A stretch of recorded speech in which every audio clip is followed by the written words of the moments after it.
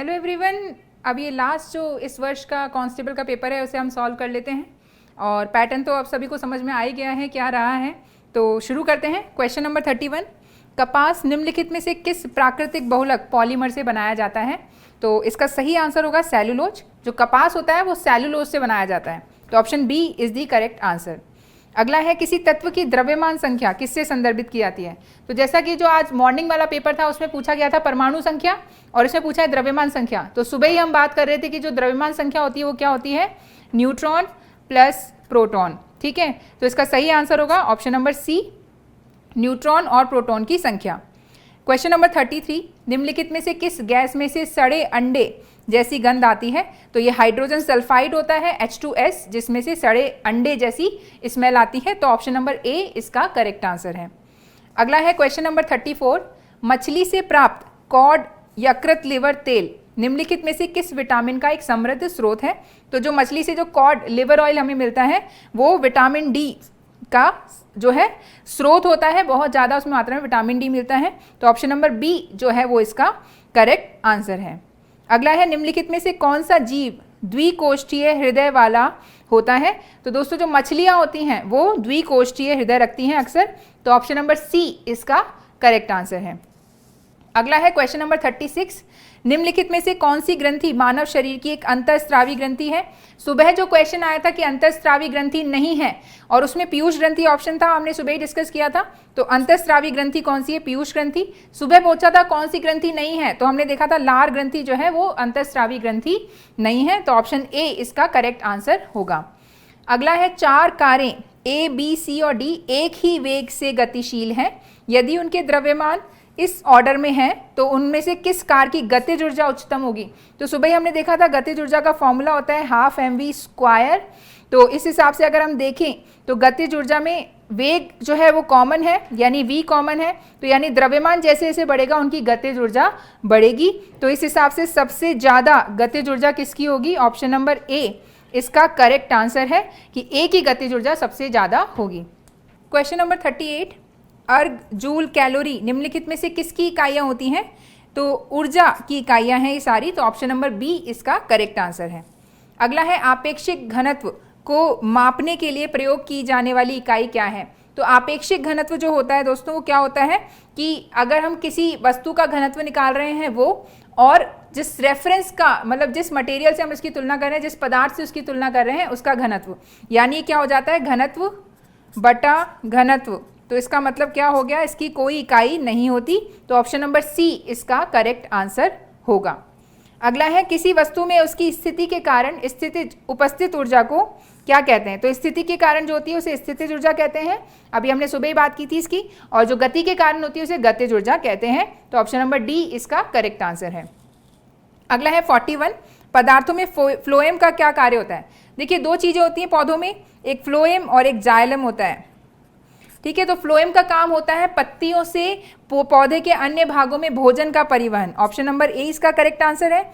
और जाइलम का कार्य होता है कि जड़ों से पौधे के अन्य भागों तक जल को ले जाना। ठीक है, तो फ्लोएम और जाइलम दो इंपॉर्टेंट पार्ट्स होते हैं पौधे के, तो ऑप्शन नंबर ए इसका करेक्ट आंसर है।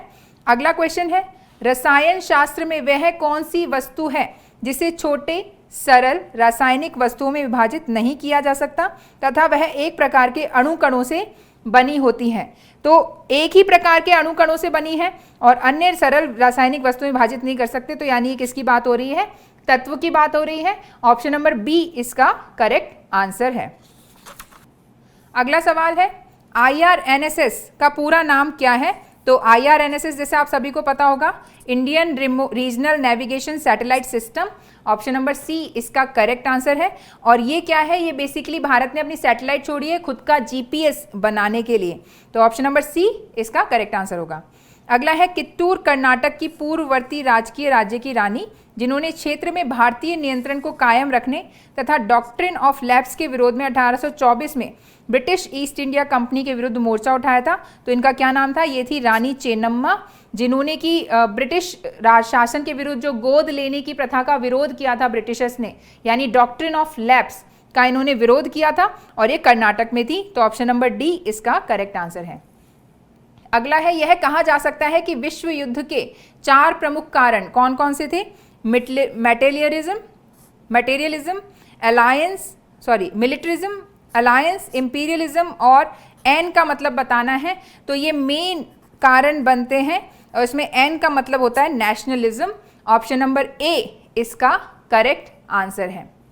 अगला है भारत में दूसरा सर्वोच्च शिखर कौन सा है जो पूर्ण रूप से देश में स्थित है। अब देखिए दोस्तों, इसमें क्वेश्चन की लैंग्वेज थोड़ी अलग सी है, पर आप इसको ध्यान रखेंगे क्या पूछ रहे हैं। दूसरा सर्वोच्च शिखर यानी विश्व का दूसरा सर्वोच्च शिखर, और भारत में कौन सा स्थित है, पूर्ण रूप से देश में स्थित, तो ये हो जाएगा कंचनजंगा।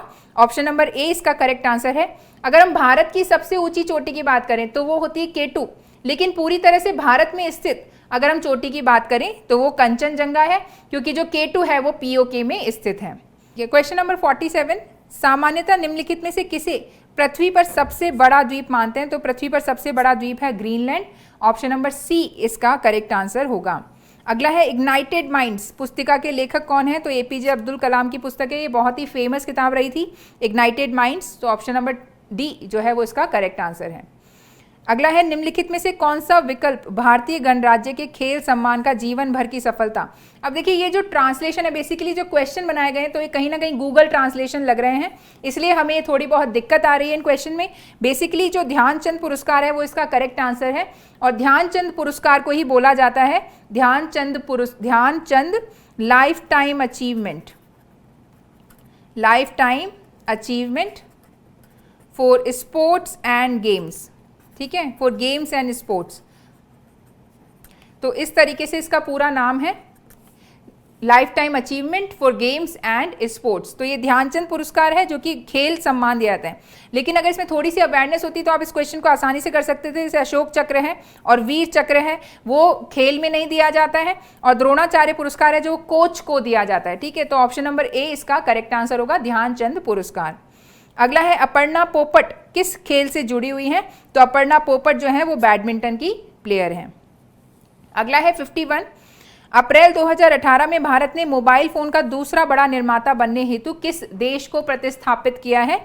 तो भारत ने जो है वियतनाम को प्रतिस्थापित किया है, और इसमें जो पहले नंबर पे है वो कौन है, चीन है फर्स्ट, और दूसरे नंबर पे अब भारत हो गया है वियतनाम को हटाकर। अगला क्वेश्चन है वार्षिक तौर पर भारत में प्रतिवर्ष 28 फरवरी को भारतीय भौतिक विज्ञानी सर CV रमन द्वारा आविष्कृत रमन इफेक्ट को चिन्हित करते हुए कौन सा दिवस मनाया जाता है। तो राष्ट्रीय विज्ञान दिवस नेशनल साइंस डे 28 फरवरी को मनाया जाता है और रमन इफेक्ट के लिए मनाया जाता है। अगला है हाल ही के अध्ययन से पता चला है कि शरीर के संयोजित ऊतकों की परतें जो पहले घनी तथा पाचन तंत्र, फेफड़ों, मूत्र प्रणालियों और आसपास की धमनियों और शिराओं की परतें समझी जाती थी, वे वास्तव में आपस में जुड़ी हुई और तरल पदार्थ से भरी हुई गुहाएं होती हैं। वैज्ञानिकों द्वारा इन गुहाओं को क्या नाम दिया गया है। तो दोस्तों अभी ये बहुत ज़्यादा चर्चा में थी, लगातार बहुत सारे एग्जाम्स में ही पूछी गई है। इंटरस्टिटियम ये एक प्रकार के शॉक एब्जॉर्बर होते हैं, यानी कोई अगर शॉक लगता है तो उसे ये एब्जॉर्ब कर लेते हैं और ये संकुचित होते रहते हैं, फैलते रहते हैं, जिसकी वजह से झटका हमें जल्दी से नहीं लग पाता है। तो ऑप्शन नंबर 2 बी जो है वो इसका करेक्ट आंसर है। अगला 54, आपदा जोखिम में कमी डेटाबेस हेतु डेटा की आवश्यकताओं पर राष्ट्रीय कार्यशाला में 2 मई 2018 को आरंभ की गई थी। तो इसका आंसर है नई दिल्ली। इसके ट्रांसलेशन में हमें थोड़ी प्रॉब्लम आ रही है। बेसिकली आपदा जोखिम में कमी ये सब इसका मतलब है डिजास्टर रिस्क रिडक्शन डेटाबेस के लिए। ठीक है, डिजास्टर रिस्क रिडक्शन डेटाबेस के लिए ये किया गया है। तो ऑप्शन नंबर बी जो है वो इसका करेक्ट आंसर है। अगला है 19 अप्रैल 2018 को विश्व बैंक ने वैश्विक फिनडेक्स रिपोर्ट 2017 जारी किया, जिसमें सूचित किया गया कि वैश्विक रूप से नए बैंक खाताओं का 55% खोला गया है। यानी अब ये फिनडेक्स रिपोर्ट आई थी जिसमें बताया गया कि इंडिया ने इस साल मतलब पिछले साल जितने भी विश्व स्तर पे नए बैंक अकाउंट खोले गए उनमें से 55% किसके थे, भारत के थे। तो ऑप्शन नंबर सी इसका करेक्ट आंसर है। अगला है 56, 17 अप्रैल 2018 को पर्यावरण, जंगल एवं मौसम परिवर्तन, देखिए कैसा ट्रांसलेशन है इसमें, पर्यावरण, वन एवं जो है आपका पर्यावरण परिवर्तन, क्लाइमेट चेंज, ठीक है, उसका जो केंद्रीय मंत्रालय है उसकी बात हो रही है, का मसौदा जारी किया गया, यानी एक ड्राफ्ट बनाया गया है जो हवाई प्रदूषण को कम करने के उपाय बताता है। तो ये कौन सा है? यह है नेशनल क्लीन एयर प्रोग्राम।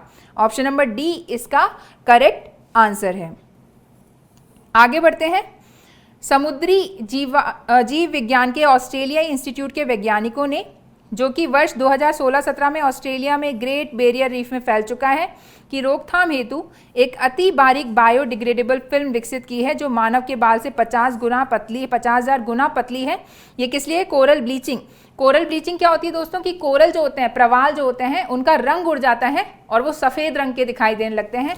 तो ऑस्ट्रेलिया जो विश्व की सबसे बड़ी कोरल रीफ है, ग्रेट बैरियर रीफ, वहाँ पर जो है इसको प्रयोग किया जाएगा बायोडिग्रेडेबल फिल्म, जो कि बहुत ज़्यादा पतली है और ये उनके क्षरण को रोकेगी, कोरल ब्लीचिंग को रोकेगी। अगला है, राष्ट्रपति रामनाथ कोविंद ने किस अवसर पर 1000 और 10 के सिक्के जारी किए? तो ये बी है, नव कलेबर समारोह, जो कि हर 12 साल में उड़ीसा में मनाया जाता है, जगन्नाथपुरी में। तो ये नव कलेबर समारोह, इसके लिए ये सिक्के जारी किए थे। ऑप्शन नंबर बी इसका करेक्ट आंसर है। अगला है, कौन सी टीम 19 वर्ष से कम आयु की क्रिकेट विश्व कप 2018 की विजेता रही? तो कल ही हमने जो पेपर सॉल्व किया था उसमें देखा था कि ये क्वेश्चन पूछा गया था। उसमें ये पूछा था कि ऑस्ट्रेलिया किससे हारी है और मतलब कि कौन जो है जीता है इसको। तो ये भारत इसमें विजेता रही है, किसको? ऑस्ट्रेलिया को हराकर। तो ऑप्शन नंबर सी इसका करेक्ट आंसर है और ये रिपीटेड क्वेश्चन है।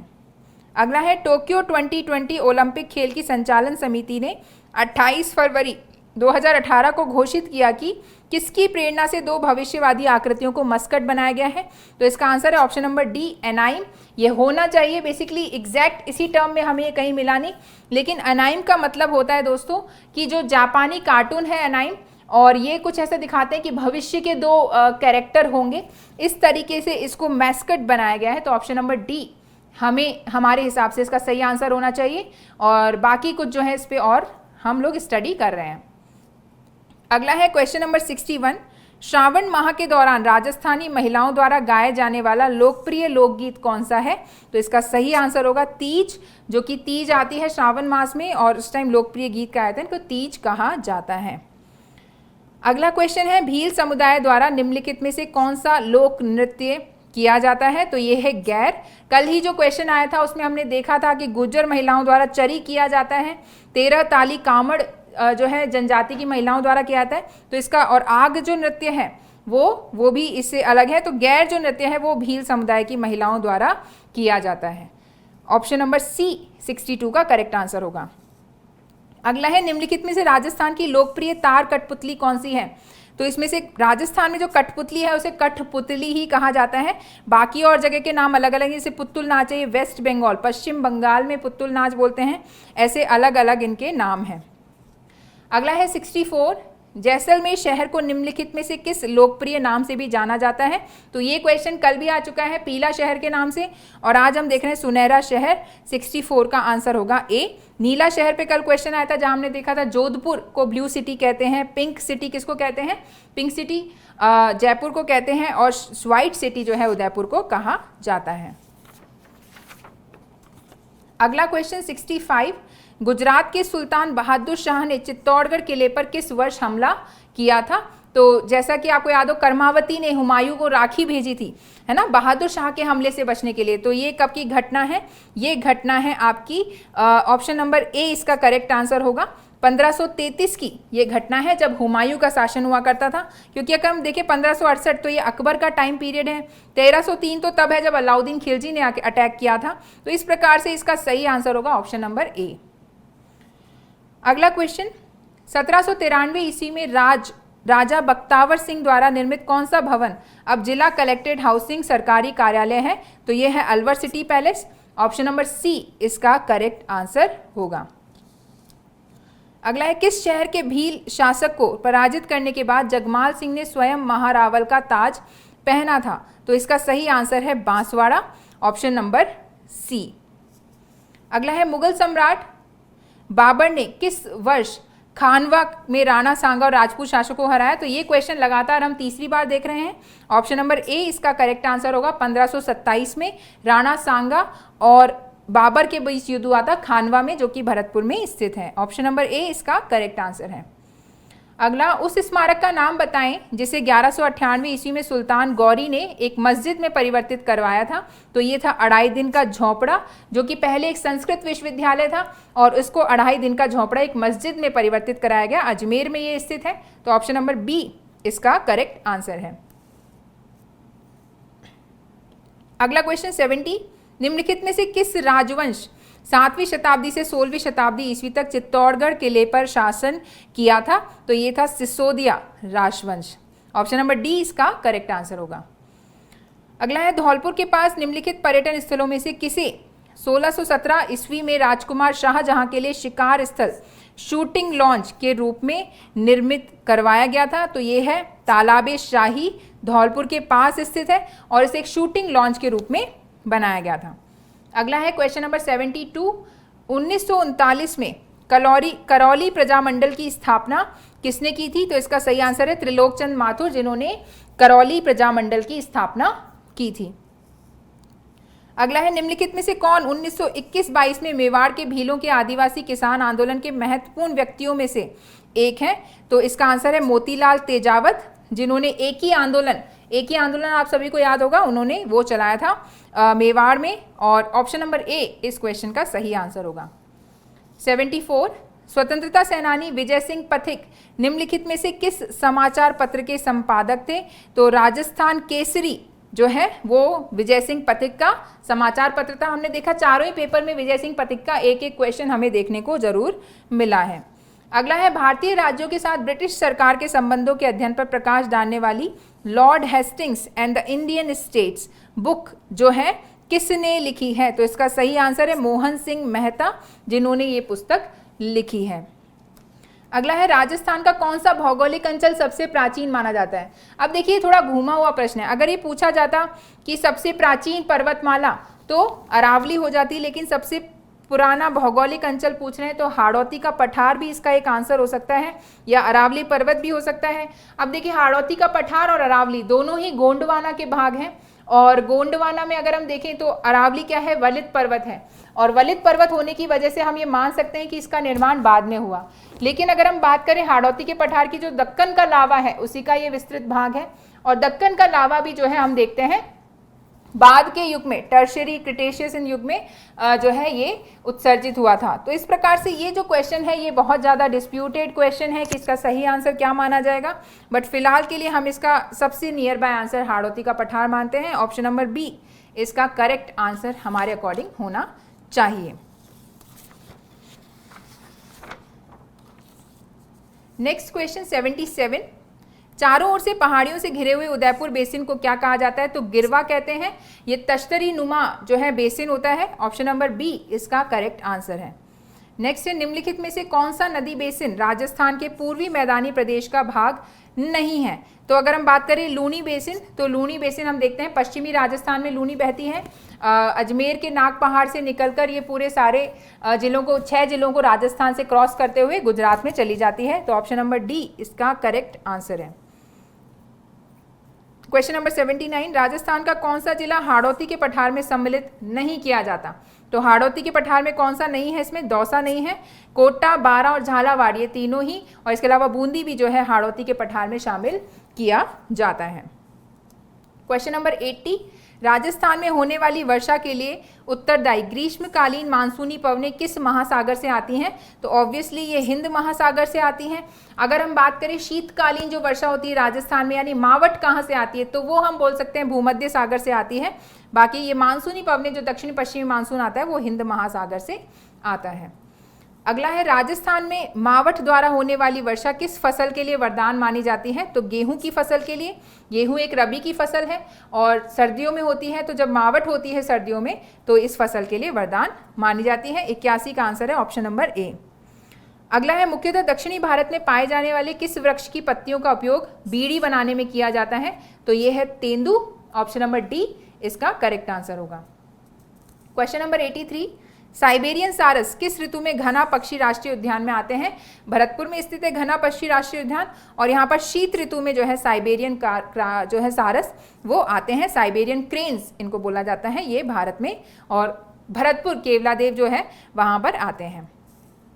नेक्स्ट क्वेश्चन, पशुगणना 2012 के अनुसार राजस्थान में पशु घनत्व कितना है? तो ये बहुत ही फैक्चुअल क्वेश्चन है और इसका सही आंसर है ऑप्शन नंबर सी, 169 पशु प्रति वर्ग किलोमीटर। इसका करेक्ट आंसर होगा ऑप्शन नंबर सी, मार्क कर लीजिए। 85, राजस्थान में पक्षी प्रजातियों की सर्वाधिक विविधता कहाँ पाई जाती है? तो वही केवलादेव भरतपुर में सर्वाधिक विविधता पाई जाती है। साइबेरियन क्रेन्स भी वहाँ आते हैं और अलग अलग प्रकार के पक्षी पाए जाते हैं और देखा जाए तो ये पक्षी विहार ही है केवलादेव, या घना पक्षी विहार भी इसको बोला जाता है। तो ऑप्शन नंबर ए इसका करेक्ट आंसर है। अगला है, विश्व प्रसिद्ध ताजमहल के निर्माण में प्रयुक्त संगमरमर का खनन राजस्थान के किस जिले से किया गया था? तो ये मकराना से किया गया था और मकराना नागौर में स्थित है। तो ऑप्शन नंबर सी इसका करेक्ट आंसर है। नेक्स्ट, राष्ट्रीय राजधानी क्षेत्र यानी एनसीआर में सम्मिलित होने के कारण राजस्थान के किन जिलों में औद्योगिक विकास की अत्यधिक संभावनाएं हैं? तो एनसीआर में राजस्थान के 2 जिले हैं, अलवर और भरतपुर। तो ऑप्शन नंबर डी इसका करेक्ट आंसर है। क्वेश्चन नंबर 88, जनगणना 2011 के अनुसार राजस्थान में जनसंख्या वृद्धि से संबंधित कौन सा या कौन से कथन सही हैं? तो अगर हम इसमें देखें तो ऑप्शन नंबर ए, राजस्थान सर्वाधिक जनसंख्या वृद्धि दर बाड़मेर में दर्ज की गई, ये भी सही है। न्यूनतम जनसंख्या वृद्धि दर गंगानगर में दर्ज की गई, ये भी सही है। और राज्य की औसत जनसंख्या वृद्धि दर 21.3% दर्ज की गई है, ये भी सही है। तो ऑप्शन नंबर डी इसका करेक्ट आंसर है कि उपरोक्त सभी कथन सत्य हैं।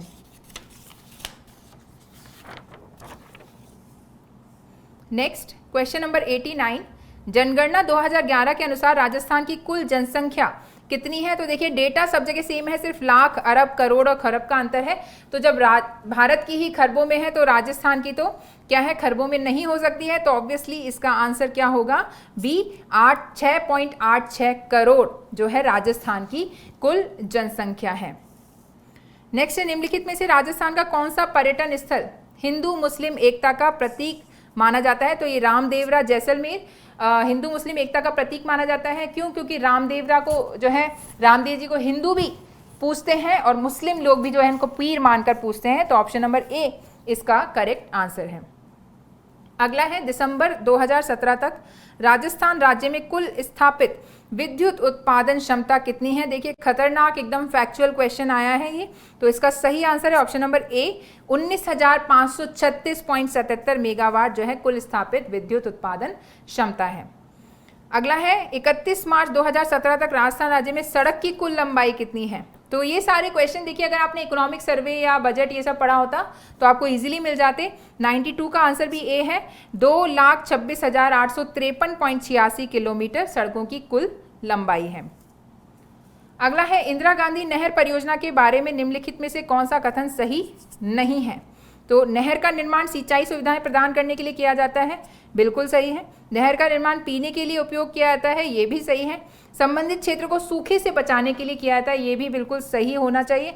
क्योंकि अगर सिंचाई होगी और अगर हम पानी वहाँ पे पहुँचा पा रहे हैं तो सूखे से भी जो है कुछ राहत मिलेगी। नहर के पानी का प्रयोग औद्योगिक प्रयोजन के लिए नहीं किया जाएगा। तो ऐसा कुछ नहीं कह सकते जहाँ नहर का पानी पहुँच रहा है और सूखा क्षेत्र है तो वहाँ उद्योगों में भी जो है उसका उपयोग किया जा सकता है। तो ऑप्शन नंबर डी इसका हमारे हिसाब से सही जवाब होना चाहिए। देखिए कुछ एक क्वेश्चन जो है वो इस पूरी सीरीज में कहीं हो सकता है कि कुछ जो है विभाग के आंसर की से और हमारी आंसर की से डिफरेंट हो जाए, लेकिन ज़्यादातर जो है क्वेश्चन वो हमने बहुत स्टडी के बाद मार्क किए हैं। तो मोस्ट ऑफ द क्वेश्चन इसमें से सही ही होने चाहिए। अगला है, जिलों के निम्नलिखित समूहों में से किस समूह में इंदिरा गांधी नहर का पानी केवल पीने के उद्देश्य के लिए उपयोग में लाया जाएगा?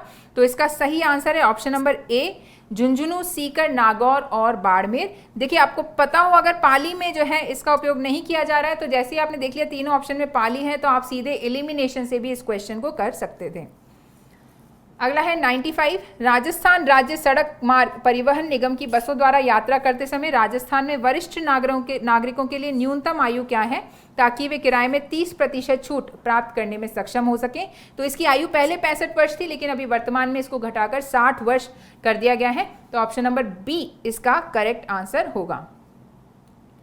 अगला है, राजस्थान में किस स्थान पर 2007 में राजस्थान राज्य खेल परिषद द्वारा महिला बास्केटबॉल अकेडमी खोली गई थी? तो इसका सही आंसर है जयपुर। ऑप्शन नंबर बी इसका करेक्ट आंसर होगा।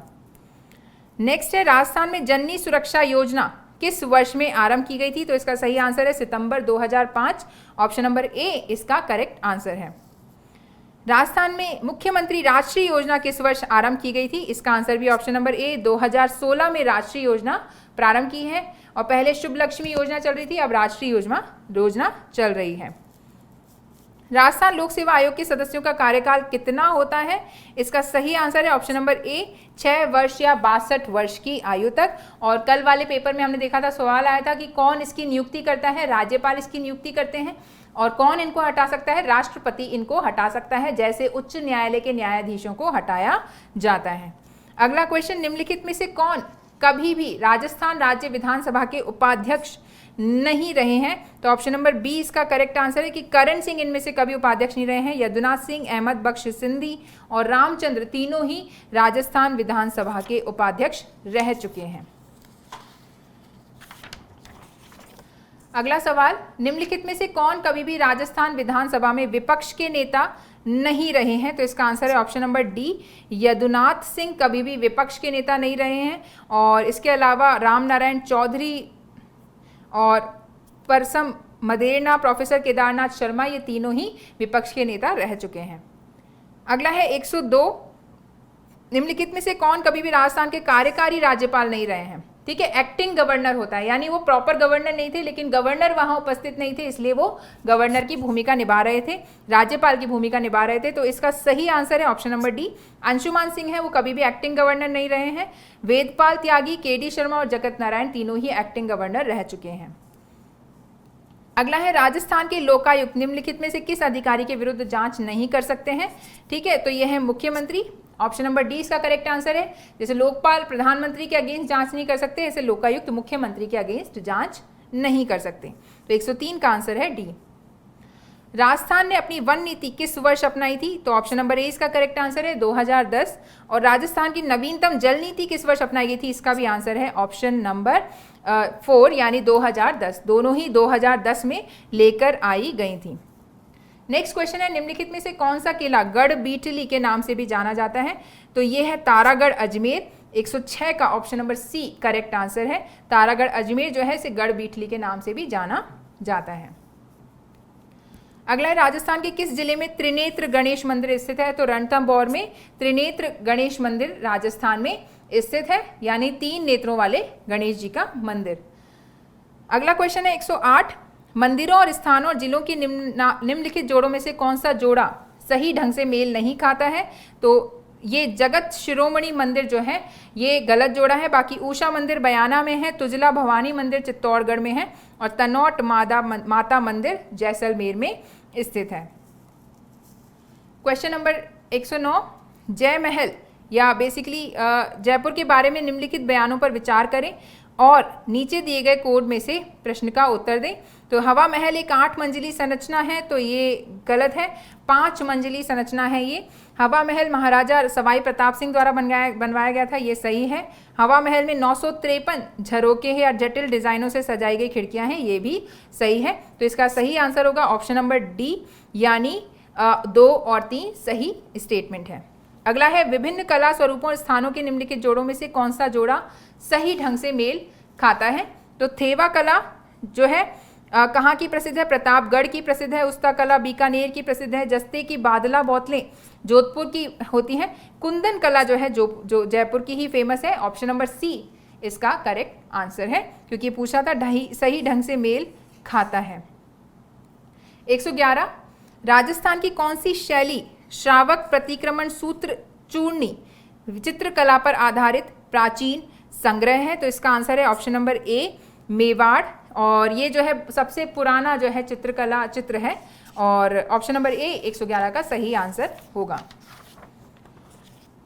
नेक्स्ट क्वेश्चन, निम्नलिखित सूची एक कपड़े या गहने दिए हुए हैं, दूसरी तरफ उनके कोड से अपन को मिलाना है। बेसिकली क्या है, तो अगर हम बात करें 112वां क्वेश्चन की, तो इसमें अगर हम देखें अंगारखी जो है वो एक बुकतरी होती है, यानी अंगरखा जिसे हम बोलते हैं ना, ऊपर एक कुर्ती टाइप होती है जिसको ऊपर ड्रेस के ऊपर पहनाता है। तारा भात की ओढ़नी, ऑप्शन नंबर ए इसका करेक्ट आंसर है। और इसके अलावा फलिया किसे कहते हैं? पगड़ी को कहा जाता है, तो इसका सही है ऑप्शन नंबर सी। अगला क्वेश्चन, निम्नलिखित में से किस लोक वाद्य यंत्र में बांस का लंबा तना होता है जिसपे बकरी के चमड़े की परत से ढका आधे नारियल का खोल जुड़ा होता है? तो ये जो है किसकी बात हो रही है? रावण हत्या की बात हो रही है। ऑप्शन नंबर ए इसका करेक्ट आंसर है। अगला है श्रद्धा पक्ष, या जिसे हम बोल सकते हैं श्राद्ध पक्ष, जिसके दौरान पूर्वजों की पूजा की जाती है, कब मनाया जाता है? तो ऑप्शन नंबर बी इसका करेक्ट आंसर है। भाद्रपद शुक्ल पूर्णिमा से लेकर अश्विन कृष्ण अमावस्या तक 16 दिनों तक श्राद्ध पक्ष मनाए जाते हैं। अगला है, लाछा गुजरी की गाय चोरी हो जाने पर किस लोक देवता ने उसकी सहायता की थी? तो उसका सही आंसर है Teja ji, option number D. होलार राजस्थानी लोकगीत हैं जो किसके अवसर पर गाए जाते हैं? तो ये शिशु का जन्म होने पर होलार गीत जो हैं वो गाए जाते हैं। ऑप्शन नंबर बी 116 का करेक्ट आंसर होगा। नेक्स्ट है, कुछ महल दिए हुए हैं, उनकी लोकेशन पूछी है। जल महल जयपुर में स्थित है, थंबा महल जोधपुर में स्थित है, एक थंबा महल, और जूनागढ़ बीकानेर में स्थित है। इस प्रकार से अगर हम इसको मैच करेंगे तो सही आंसर है ऑप्शन नंबर डी इसका करेक्ट आंसर है। नेक्स्ट, करणी शतक, चुंडा शतक और हाड़ी शतक जैसी पुस्तकें किसने लिखी हैं? तो ये जो पुस्तकें हैं वो है नाथू सिंह माहियारिया की। ऑप्शन नंबर ए इसका करेक्ट आंसर होगा। नेक्स्ट है, राजस्थान के निम्नलिखित खिलाड़ियों में से किसने राष्ट्रमंडल खेल 2018 में 2 कांस्य पदक जीते हैं? सो Om Prakash मीठारवाल, option number B 119 का करेक्ट आंसर है। और इस पेपर का लास्ट क्वेश्चन, राजस्थान के निम्नलिखित राज्यसभा सदस्यों में से किसे अप्रैल 2018 में नव निर्वाचित किया गया है? तो इनमें से अगर हम देखें तो किरोड़ी लाल सेन, मदन लाल सैनी और भूपेंद्र यादव, इन तीनों को जो है इसमें नव निर्वाचित किया गया है। नारायण लाल पंचारिया नहीं है, तो ऑप्शन नंबर सी इसका करेक्ट आंसर होगा।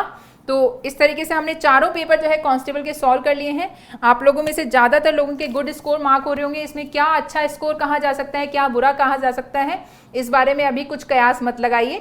जो है आप अपने, बहुत सारे एग्जाम्स आए हुए हैं, बहुत सारी वैकेंसीज हैं, आप सीधे ही अपनी तैयारियों में लग जाएं। अभी हाल ही में उद्योग प्रसार अधिकारी का एग्जाम है, फिर आरएस का एग्जाम है, एलडीसी का एग्जाम है, लगातार एग्जाम्स ही एग्जाम्स हैं। अपनी तैयारी पे फोकस करें। ऑल द वेरी बेस्ट, लगे रहें। Thank you very much. Click on the subscribe button to subscribe to our channel. Press the bell icon on the YouTube app and never miss another update.